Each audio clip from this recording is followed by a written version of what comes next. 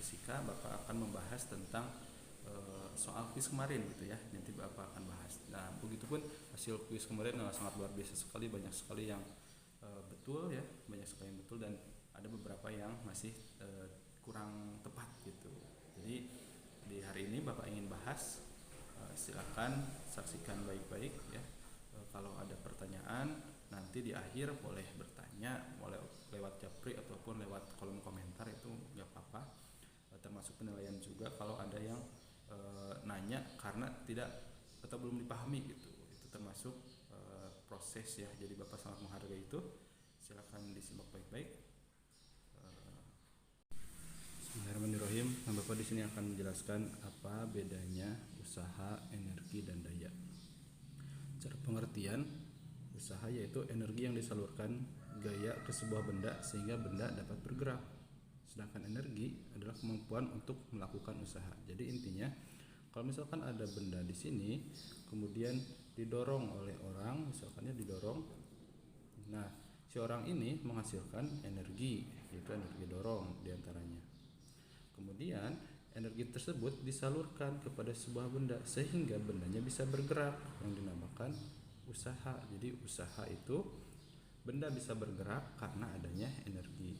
Nah, apa itu daya? Secara pengertian, daya adalah laju energi yang dihantarkan selama melakukan usaha pada periode waktu tertentu. Jadi berapa lama dia bersentuhan, berapa lama energi yang disalurkan kepada benda tersebut supaya benda tersebut dapat bergerak. Jadi di sini kecepatannya per waktu tertentu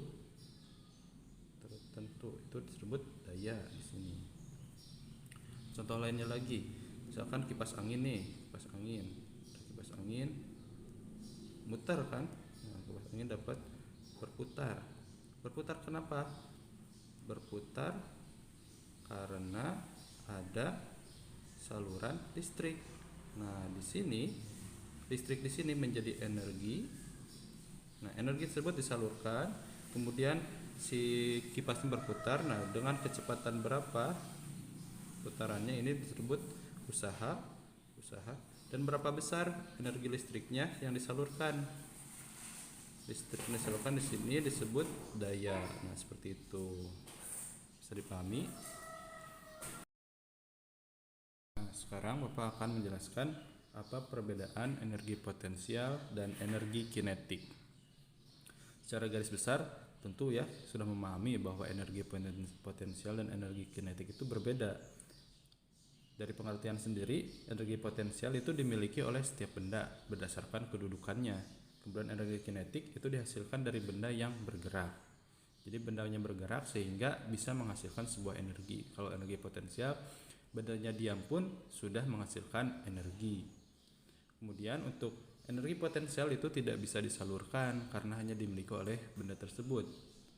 Contohnya seperti energi potensial pada pegas ya. Ketika pegas direntangkan itu akan kembali ke bentuk semula. Nah, itu karena dia mempunyai energi potensial untuk kembali ke bentuk semula. Sedangkan energi kinetik itu bisa disalurkan. Contohnya gini, kalau kalian main kelereng, ketika satu kelereng mengenai kelereng lain yang diam, nah kelereng yang awalnya diam itu tiba-tiba menjadi bergerak atau ngacleng ya, karena kelereng yang kamu lempar itu menyalurkan energi kinetiknya kepada kelereng yang diam, seperti itu. Contohnya lagi, misalkan ketika naik sepeda ya, kamu naik sepeda. Nah, ketika di bawah sampai ke atas itu kamu menggunakan energi kinetik supaya si sepedanya bisa naik ke atas. Nah, sesudahnya di atas,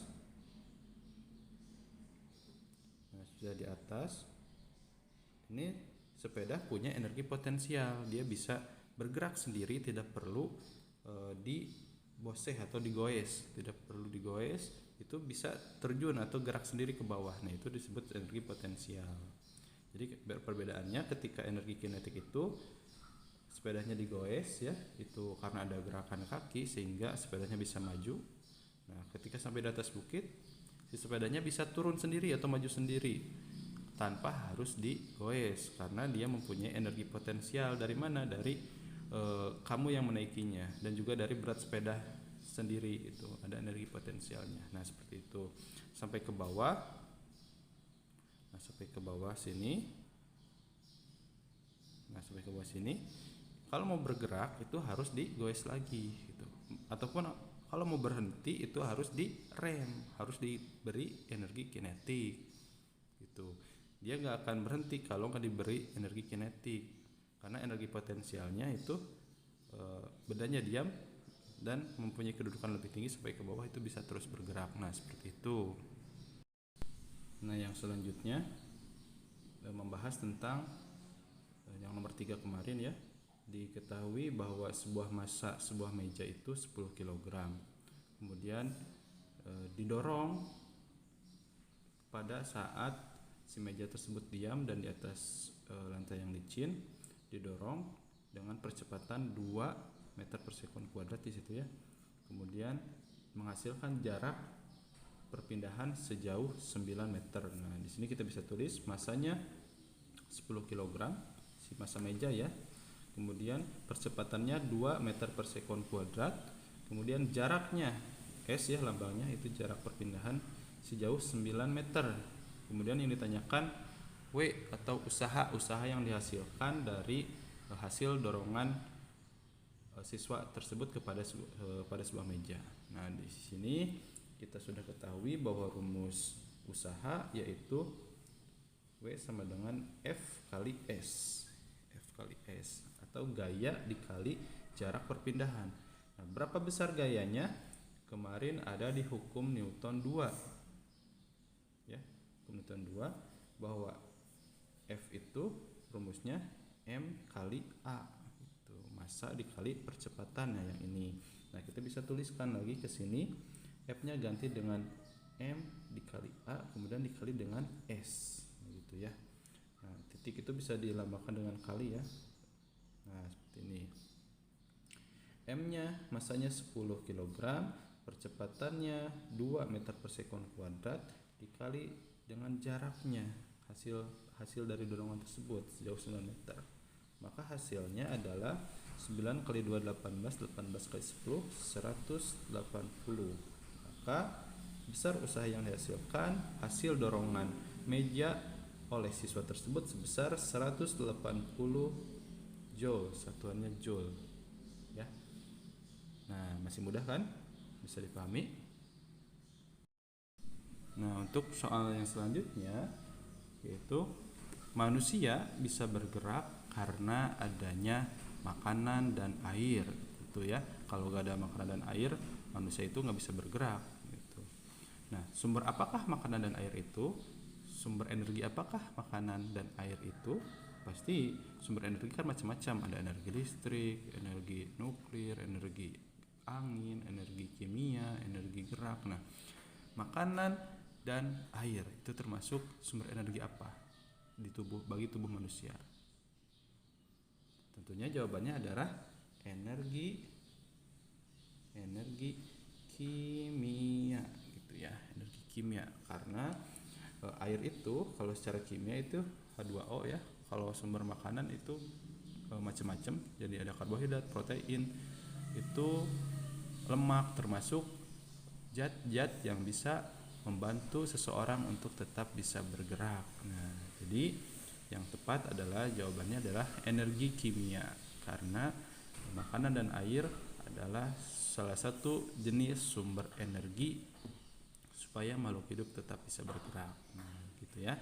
Ini pengetahuan umum, jadi harus bisa diketahui sumber energi manusia itu yaitu dari makanan dan air, termasuk sumber energi kimia ya, bukan energi listrik karena manusia tidak dicas.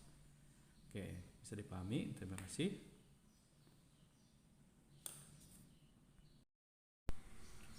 Oke, paling segitu aja pembahasan untuk hari ini, tidak lama ya. Mudah-mudahan dapat menambah pemahaman tentang materi usaha energi dan daya. Untuk pertemuan selanjutnya kita latihan soal. Nah, nanti di situ Bapak ingin melihat berapa jauh gitu perkembangan kamu meskipun belajar di rumah gitu. Jadi Kalau di rumah pun jangan sampai tidak mencari tahu atau tidak belajar sama sekali, tapi harus mengikuti pelajaran dengan baik sesuai dengan kapasitasnya masing-masing lah, Bapak paham ya. Terima kasih. Assalamualaikum warahmatullahi wabarakatuh.